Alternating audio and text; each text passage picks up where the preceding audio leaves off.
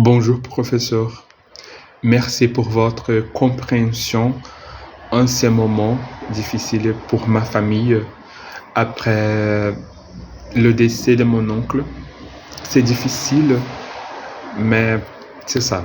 On y va. Aujourd'hui, je vais présenter un exposé consacré à un texte théorique fondamental d'Émile Zola, intitulé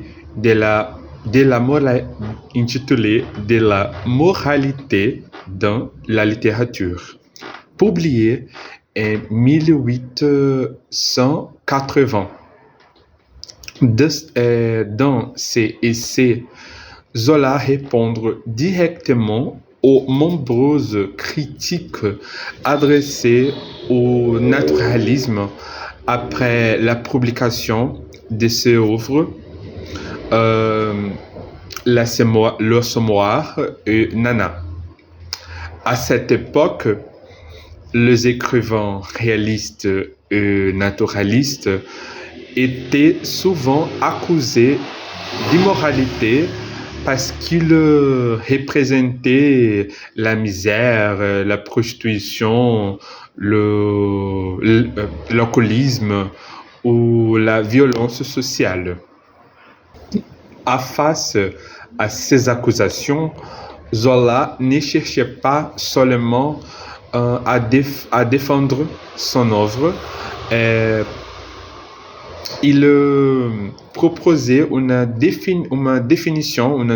nouvelle définition de la moralité en littérature. La question qui guidera cette présentation est donc la suivante.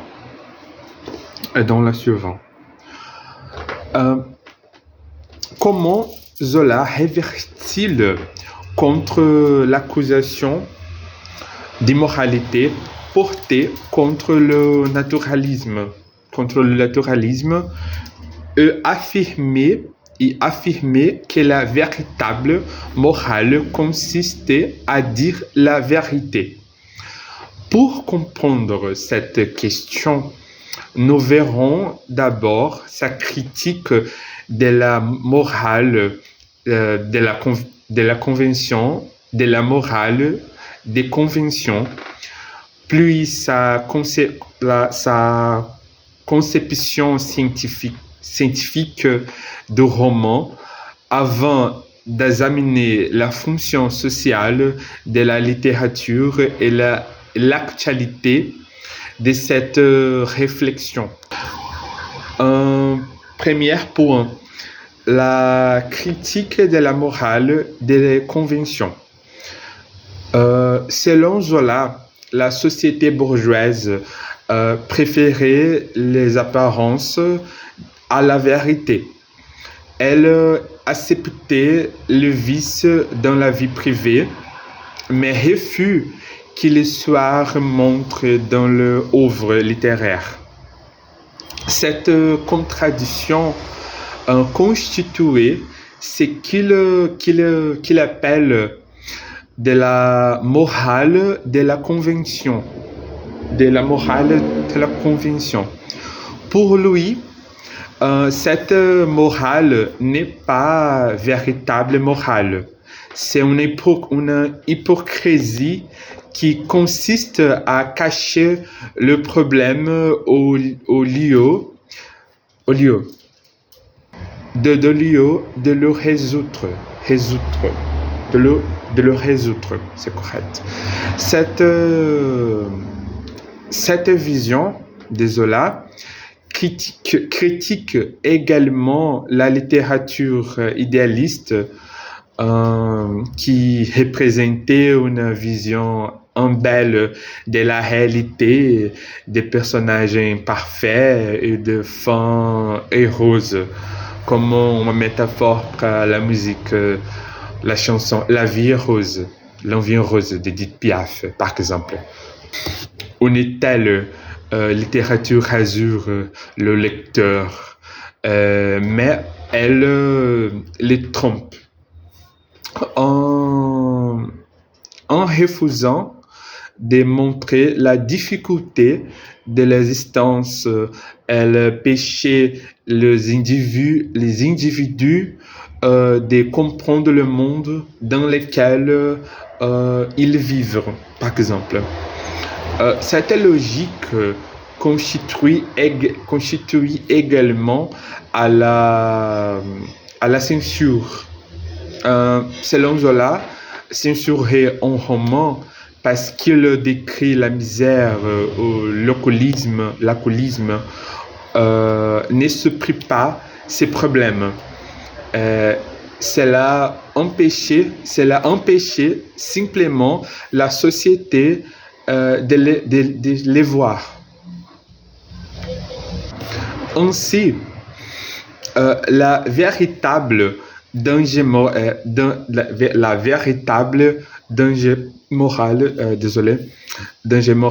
ne résidait pas dans les romans naturalistes, mais dans le refus collectif d'affronter la réalité. Le second point, la vérité comme morale. Je peux dire pour Zola, un livre moral est avant tout un livre vrai. C'est correct. Un livre moral est avant tout un livre vrai. Influencé par... Une minute, j'ai oublié le nom. Désolé, professeur. Il s'appelle Claude Bernard. Influencé par Claude Bernard et la méthode expérimentale, il comparait le romancier à un médecin ou à un anatomiste parce que le médecin observait une maladie, comment elle commence, comprendre le cas de même manière. Le écrivain observait les pathologies sociales afin de réveiller le mécanisme. Je peux dire aussi que l'écrivain cherchait les raisons de ces problèmes, la violence sociale, la misère, le pauvre. Je continue. C'est ça. Le romancier ne doit donc pas condamner ou récompenser ses personnages.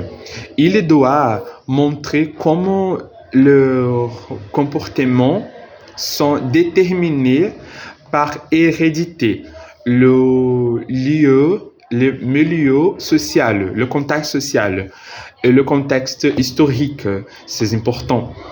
Dans le livre L'Assommoir, par exemple, Gervaise n'est pas représentée comme une femme naturellement mauvaise. Sa chute, je peux dire sa chute, sa déchance est liée à la pauvreté, à son enracinement déterminé qui pesait sur elle.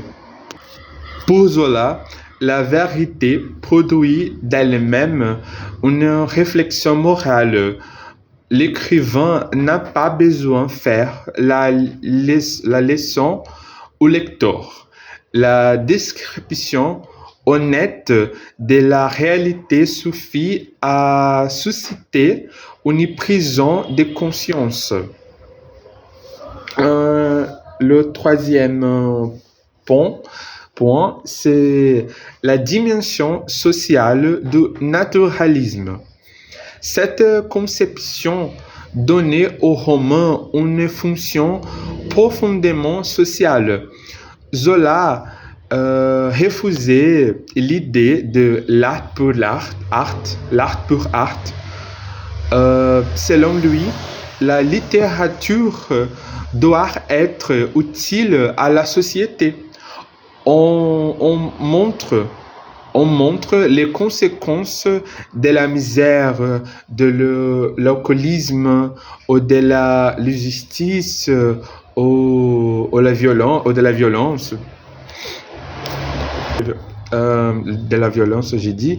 Le roman aidait à comprendre le cas des problèmes sociaux et pour favoriser, je peux dire favoriser, les réformer. Le naturalisme n'est donc pas une littérature du désespoir. Au contraire, refuser sur une confiance dans les progrès. Si les difficultés humaines résultaient en partie de lieux sociaux, alors il est possible d'améliorer la société en transformant de lieux. La consonance devient ainsi une condition du changement. Pour cette raison, Zola considérait également la lecture comme un instrument d'émancipation. Dire la vérité au lecteur, même lorsqu'elle est déchangeante, cette traîne comme cette haine capable de réfléchir par lui-même. Le contre-point de vue, c'est le limite et l'actualité du texte. Bien sûr, cette conception ainsi suscitée dans les des critiques. Cette conception ainsi suscité des critiques. Plusieurs contemporains de Zola ont rappelé qu'un romancier ne peut jamais être totalement objectif, puis qu'il choisit toujours un point de vue, construit son écrit. Le roman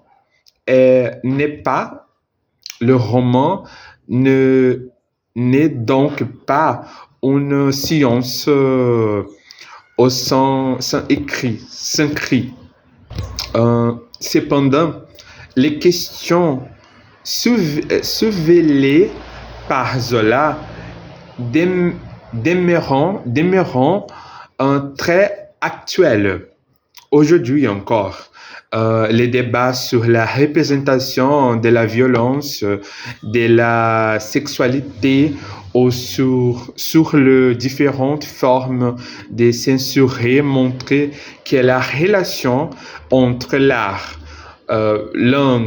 langage et la moralité continue de susciter des controverses. Sont invités ainsi à réfléchir aux limites que la société peut imposer à la liberté de la création, des créations. Pour conclure, de la moralité dans la littérature est bien plus qu'une défense du naturalisme.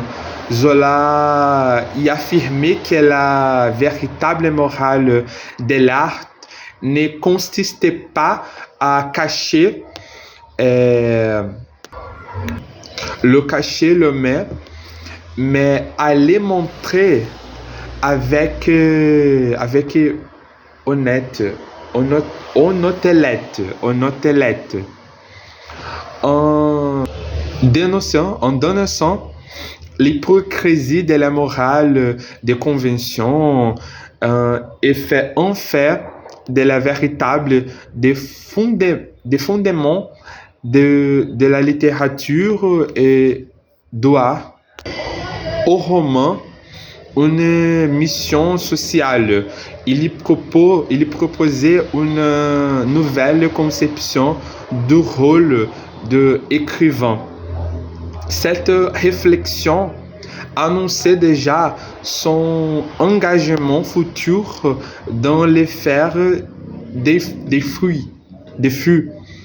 Pour Zola, la littérature comme la vie publique doit toujours être au service de la vérité et de la justice. C'est ça. Je vous remercie de votre attention, professeur. Merci.